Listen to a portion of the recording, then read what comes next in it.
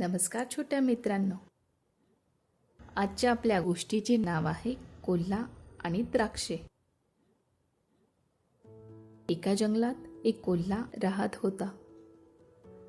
तो जंगलात भटकंती करत असे. एके दिवशी तो अन्नाच्या शोधात वनवन भटकू लागला. त्याला खायला काहीच मिळाले नाही. तो फिरत फिरत एका द्राक्षाच्या मळ्यात जाऊन पोहोचला. त्याची नजर त्या द्राक्षांच्या मळ्यात सर्वीकडे लोंबकळत असलेल्या द्राक्षांवर जाऊन थांबते.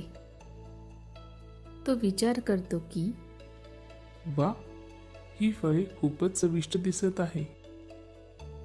मला ही खायला पाहिजे. त्याच्या तोंडाला पाणी सुटले.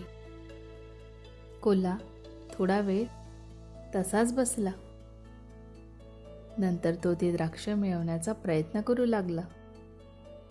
तो ती द्राक्ष पकडण्यासाठी उंच उडी मारू लागला. पण काय, जवळ दिसणारे द्राक्ष तर लांब होते. तरी त्याने ती द्राक्ष मिळवण्यासाठी पुरेपूर प्रयत्न केला.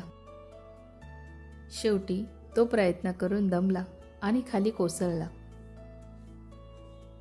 शेवटी त्याला द्राक्ष काही मिळाली नाही. ही द्राक्ष कच्ची, हिरवीगार आणि आंबट आहेत. ज्या कोणाला हवी असतील त्यांच्यासाठी मी तशीच ठेवून जातो. असे बोलून तो आपल्या घराकडे निघून जातो. तात्पर्य: कधीही प्रयत्न करणे सोडू नये. हॅलो छोट्या दोस्तांनो, आवडली ना मग आजची गोष्ट? तर अशाच नवनवीन गोष्टींसाठी चॅनलला लाईक करा, शेअर करा आणि सबस्क्राईब करायला विसरू नका. Bye bye.